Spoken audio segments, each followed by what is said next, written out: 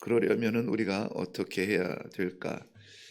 오늘 말씀 가운데 그 기쁨의 뿌리를 한번 찾아보기를 원합니다.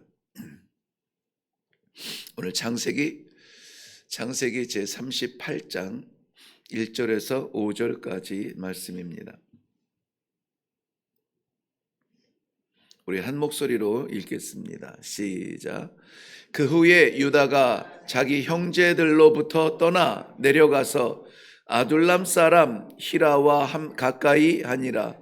유다가 거기서 가나안 사람 수아라 하는 자의 딸을 보고 그를 데리고 동침하니 그가 임신하여 아들을 낳음에 유다가 그의 이름을 엘이라 하니라. 그가 다시 임신하여 아들을 낳고 그의 이름을 오난이라 하고 그가 또 다시 아들을 낳고 그의 이름을 셀라라 하니라. 그가 셀라를 낳을 때에 유다는 거십에 있었더라. 아멘. 우리 먼저 기도하겠습니다. 이 말씀을 받은 이 새벽, 이 말씀 때문에 오늘 하루 우리의 삶이 찬송되기를 원합니다. 우리의 영혼이 기뻐 뛰며 아버지를 향하여 예배하게 하시고 아버지께서 받으시는 아름다운 성도의 삶이 되게 하여 주시옵소서. 우리가 거하는 자리, 우리가 하는 일, 우리의 꿈, 우리의 것이 아니라 아버지의 말씀 안에 아버지를 따라 살아가는 복된 성도의 삶이 되게 하여 주옵소서. 감사드립니다. 예수님 이름으로 기도하옵나이다. 아멘. 네, 우리 창세기 38장은 마치 운전을 이렇게 잘 하고 있는데 갑자기 끼어든 차가 있어요. 갑자기 차가 끼어들 때에 우리가 뭐지? 하는 이러한 생각이 들죠. 창세기 38장은 그런 느낌이에요. 37장에서 우리는 요셉이 형들의 미움을 사서 애굽으로 종으로 노예로 팔려가는 장면으로 37장이 끝나고요. 그 다음에 39장에서는 한번 가보실래요? 내일 묵상하겠지만은 39장은 요셉이 이끌려 애굽에 내려가매 바로의 신하 친위대장 애굽 사람 그렇게 나오죠. 그러니까는 끌려간 뒤에 애굽의 보디발의 집에 종으로 이제 팔려간 그 장면이 연결이 되는데 갑자기 그 사이에 오늘 유다의 이야기가 나옵니다. 그래서 유다의 이야기가 여기서 또 계속되지도 않아요. 그 뒤에 연결되지도 않고 요셉을 만나기 전까지 그냥 요 이야기 하나로 딱 끝나는데 38장이 마치 요셉의 이야기 사이에 들어온 것 같은 그러한 느낌이 들게 됩니다. 유다 어떤 그 하나님의 은혜의 방편과 은혜의 역사가 어떻게 쓰여지는지 마치 이렇게 깜깜한 밤하늘을 보다가 별들을 보다가 문득 떨어지는 별똥별을 보면서 우리의 주목을 끌게 하는 그러한 역할 같은 부분이에요. 안타깝게도 유다의 오늘 이 일탈의 모습 으로 인해서 그 죄로 인하여서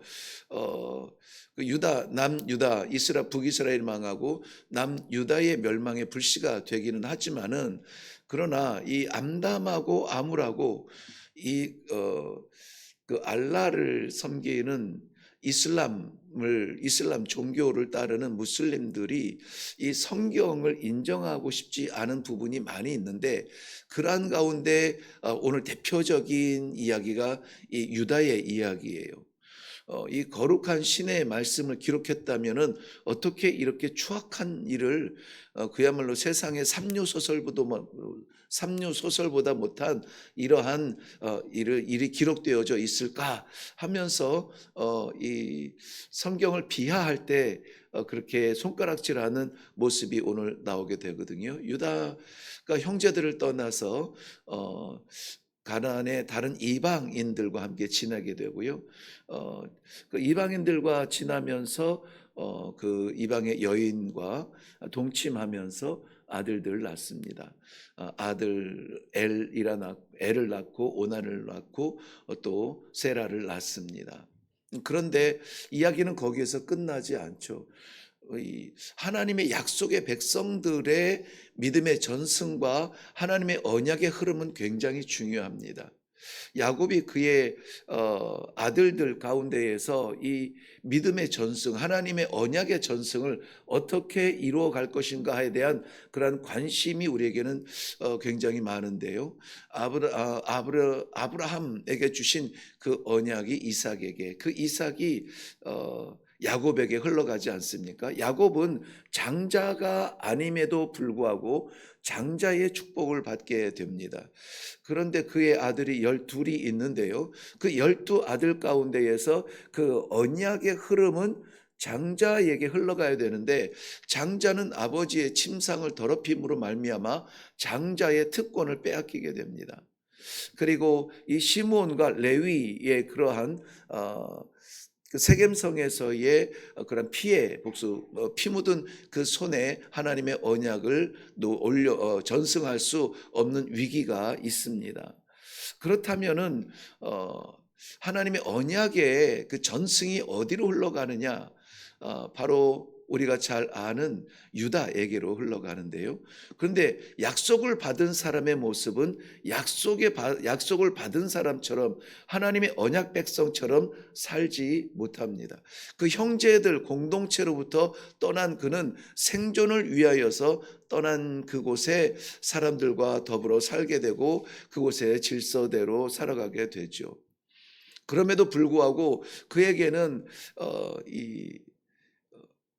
그 세 아들 가운데에서 그 엘이라 하는 아들을 위하여서 이방 여인을 며느리로 삼아서 이렇게 결혼을 시키게 되는데요. 하나님 보시기에 악을 행했다 그랬습니다. 그 뭐 어떤 질병이 있거나 사고가 있거나 그것이 아니라 그 유다의 장자의 죽음에는 유일하게 드러나는 이유가 무엇이냐면 하나님 보시기에 악을 행하였다. 즉 그러므로 말미암아 그가 죽게 되는데요. 이 죽음이라고 하는 것은 물론 육체적인 죽음을 말합니다. 그런데 여기에서 저희들이 생각하는 것은 한 사람 유다의 혈통적 삶을 이야기하는 것이 아니라 하나님의 언약 백성의 흐름을 이야기하지 않습니까? 하나님의 언약 백성이 유다를 통하여서 흘러가는데 엄청난 오늘 반전의 이야기가 나타납니다. 왜냐하면은 하나님의 언약 백성이 유다로부터 장자가 이미 실패했죠. 그 다음에 차자와 삼자가 실패했죠. 피 묻은 역사를 통하여서 하나님의 전승이 흘러갈 수 없으므로 유다에게 흘려보내는데 유다에게는 이러한 소망이 있습니다. 유다는 사람 살리는 일을 했다는 거죠. 요셉을 형제들이 죽이자고 할 때에 우리가 형제를 죽여 손에 피 묻힐 일이 있느냐? 우리가 아예 그 노예로 팔아버리면 이게 노예로 팔아버리는 것은 버리는 의미가 아니라 마지막 소망이었거든요. 그래서 이 요셉이라고 하는 그 가족을 구하는 요셉의 생명을 살리는 일을 누가 하냐면은 바로 이 유다가 해요. 그렇다면은 하나님의 언약은 생명을 살리는 그런 어떤 그 통로가 되어야 되는데 하나님께서 그의 장자인 엘을 죽여버리시는 거예요. 왜 그렇습니까? 하나님께서 생명의 통로인 유다를 통하여서 이 언약 백성의 전승을 이어가기를 원하는데 정작 그의 장자가 되는 엘을 죽여버린다고요. 이유가 뭐라고요? 하나님 보시기에 악을 행하였다는 거예요. 악을. 우리가 이 성도로 부름을 받고 하나님을 아버지라고 부르고 신앙생활을 한다고 해서 우리가 마치 모든 것을 다 누려야 되는 특권이 있는 사람처럼 생각을 하게 돼요. 우리에게 특권은 있습니다. 그런데 그 특권을 누리려면은 하나님 말씀 안에 있어야 돼요. 하나님 보시기에 악을 행하면은 안 된다는 것이에요. 하나님 보시기에 악을 행한다는 것은 무엇입니까? 하나님의 뜻을 거스르는 거예요. 하나님의 뜻을 거스르는 이유는 뭡니까? 자신의 뜻이 앞서는 겁니다. 성도들이 하나님의 뜻을 따라 살지 못하며 날마다 찬송하는 기쁨의 노래를 부르지 못하고 찬송하는, 오늘 그 유다의 이름의 뜻이 찬송하다 이런 뜻이거든요. 그 이름대로 우리가 찬송하며 살지 못하는 이유가 무엇이냐면 하나님의 뜻이 아니라 내가 이루고 싶은 나의 꿈이 앞설 때에 오늘처럼 형제들을 떠나서 이방 땅에 들어가는데 이방 땅에서 이방 여인을 아내로 삼고 이방 여인을 통하여서 자식을 낳고 자식들의 아내를 이방 여인들 가운데 찾게 되고, 이렇게 자신의 삶의 현장에 맞는 그러한 결단과 삶을 살아갈 때에 하늘의 길은 막힐 수밖에 없다는 거죠. 그러므로 애를 하나님께서 죽이게 됩니다. 그런데 이 수혼법이라고 있어요. 형수와 결혼할 수 있는 법, 수혼법인데, 장자, 특별히 아들로서 장자가 자식이 없이 죽게 되면은 그 동생 차자가 그 형수와 결혼하여서 그 가문의 씨를 이렇게 받게 되는데요. 그런데 그 둘째 아들인 오난이 형수와 결혼하여서 그 가문의 씨를 가져야 됨에도 불구하고, 이거 이렇게 되면 내 씨가 아니라 형의 씨가 아니냐, 자기 생각에 사로잡혀서 뭐라고 표현을 했죠? 땅의 설정함으로 말미암아 하나님의 생명 질서를 깨트려 둘째 오난이 죽게 됩니다. 그러니까는 이 아버지 유다가 생각했을 때에, 야, 이거 뭔가 잘못된 거 아니냐? 첫째가 이 아이하고 결혼해서 죽고, 둘째가 이 아이여서 또 수혼법에 의해서 결혼하였지만은 또 죽고, 그러면은 마지막 셋째를 주어야 되는데, 막내를 주어야 되는데, 막내가 수혼법을 지켜야 되는데 이거 이러다 막내까지 죽는 거 아닌가 해가지고 이 핑계를 하나 댑니다. 아직 이 막내가 나이가 어리니까, 세라가 나이가 어리니까 너 친정집에 가서 좀 지내다가 결혼할 만큼 성장하면은 내가 그때 너를 다시 부를게 하는데 부르지 않죠. 세라가 충분히 성장할 나이가 되었음에도 불구하고 부르지 않아 버림받았다는 느낌을 받게 됩니다. 이방 여인으로서 버림받게 되어서 유다의, 즉 생명의 통로가 되어지는 언약 백성에 들어왔으나 버림받아 단절이 되어지는 그러한 상황이 됩니다. 그럴 때에 이 유다는 마치 없던 일처럼 자기의 삶을 살아갑니다. 양을 키우고 양의 털을 깎는 그러한 축제의 자리에 가기 위하여서 길을 떠납니다. 그때에 그의 며느리가 되었던 다말이 이 아버지의 생각을 꿰뚫고 아버지가 털 깎는 길을 가던 노정의 그 길에 그 에나임이라고 하는데요, 딥나 곁에 있는 에나임 문에 앉아 있다가 창녀처럼 나그네를 유혹하는 창녀처럼 그 시아버지 유다를 유혹하여서 관계를 갖게 됩니다. 염소 한 마리의 염소 한 마리의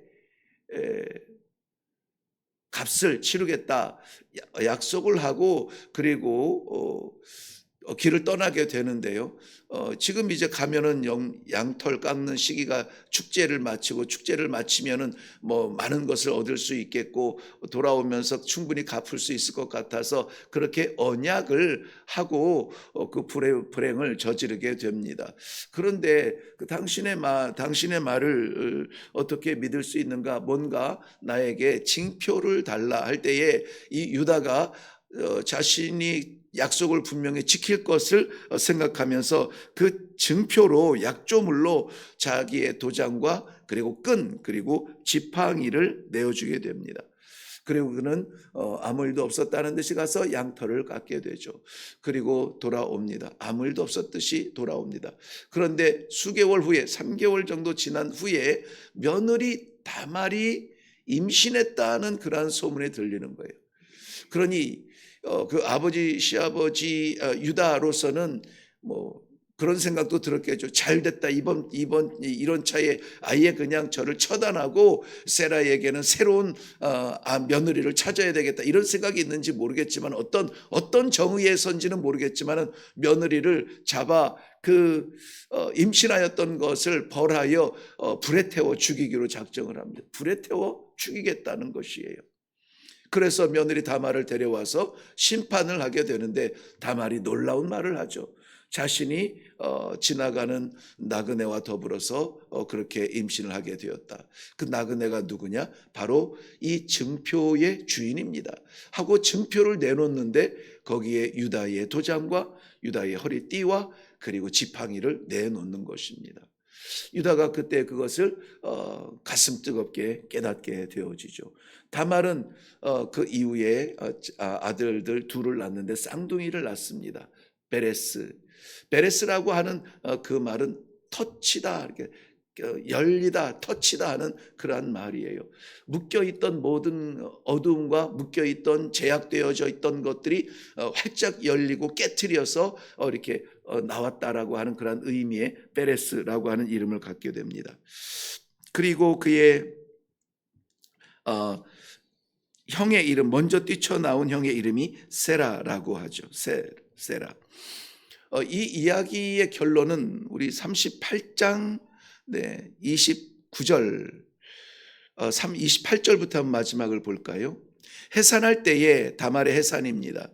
손이 나오는지라 산파가 이르되 이는 먼저 나온 자라 하고 홍색 실을 가져다가 그 손에 메었더니 그 손이 손을 도로 들이며 그의 아우가 나오는지라 산파가 이르되 내가 어찌하여 터뜨리고 나오느냐 하였으므로 그 이름을 베레스라 불렀고 그의 형 곧 손에 홍색 실 있는 자가 뒤에 나오더니 그 이름을 세라라 불렀더라. 그러니까 원래 세라가 먼저 나오는 순서였는데 세라의 손이 들어가면서 그 뒤에 나와야 될 베레스가 먼저 뛰쳐 나오게 되는 것입니다. 그런데 여기에 놀라운 우리 역사적인 그러한 이야기가 바로 이 세라가 아니라 베레스를 통하여서 다윗의 아버지 이새의 아버지가 탄생을 하게 되는데요. 예수 그리스도의 족보가 된다는 것이죠.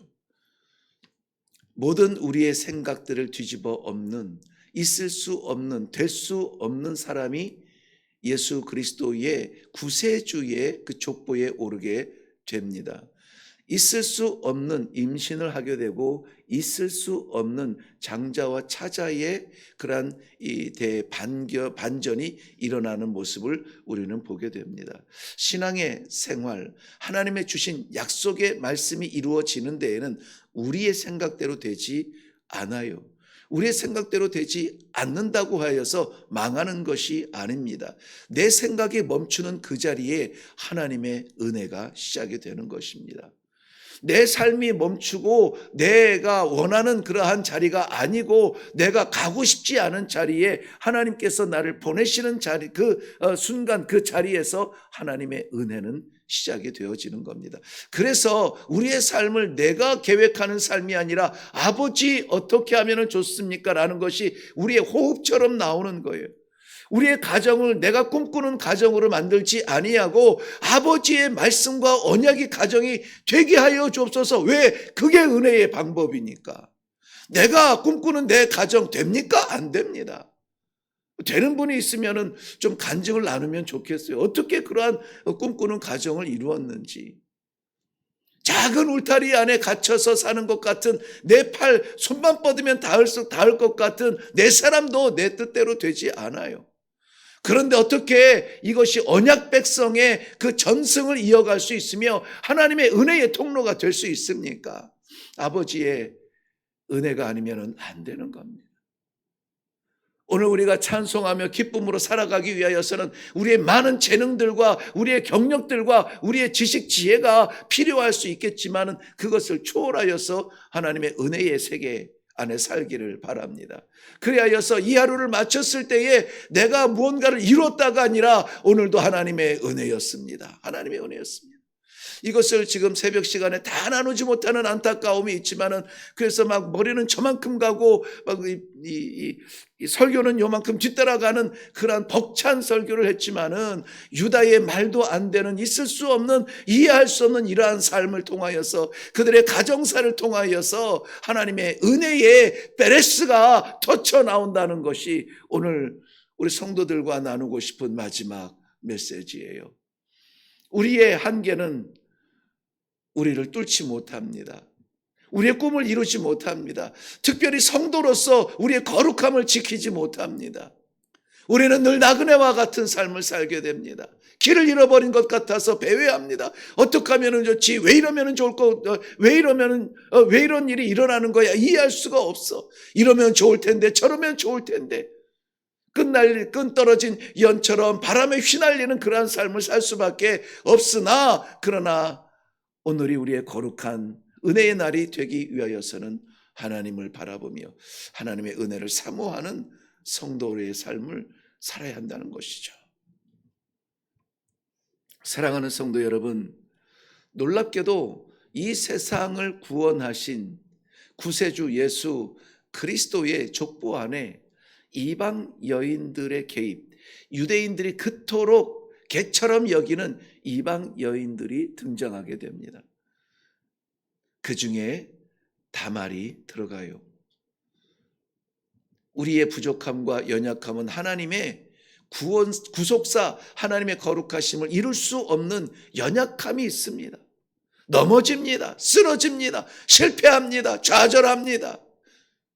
안타까운 오판과 오산의 흔적이 우리 성도로서의 삶 가운데서도 없을 수가 없습니다.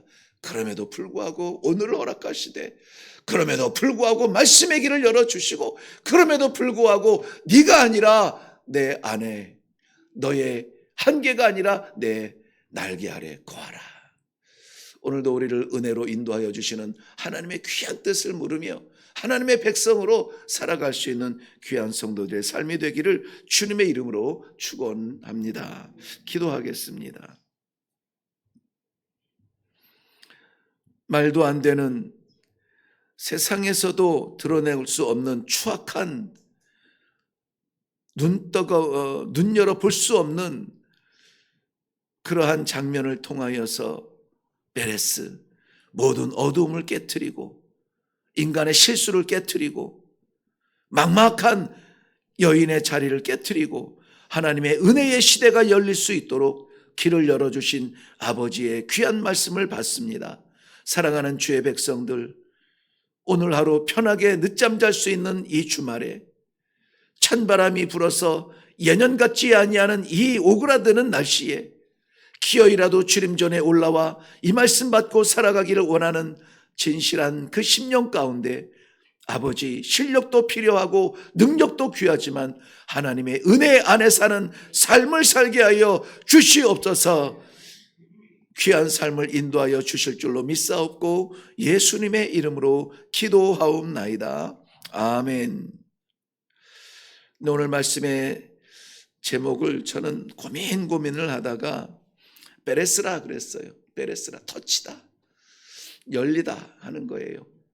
우리 안타깝고 암담한, 우리 연약하고 부족한 그 유다 말씀드렸죠. 이 오프닝은 찬송이었습니다. 유다의 이야기였어요.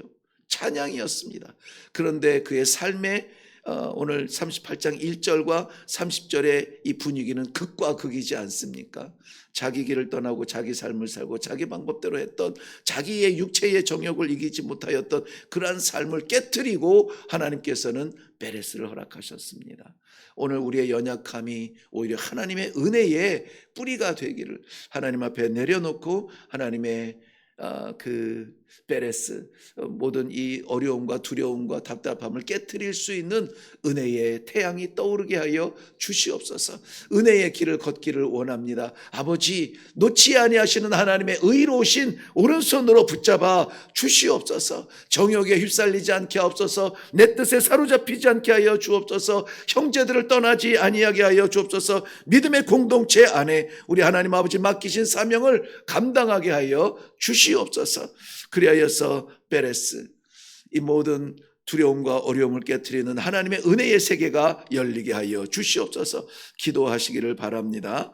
그리고 하나님의 백성 라오스를 사랑하게 하여 주옵소서. 라오스를 통한 하나님의 생명이 전승될 수 있도록, 확장될 수 있도록 우리 한번 기도해 주시면 좋겠습니다.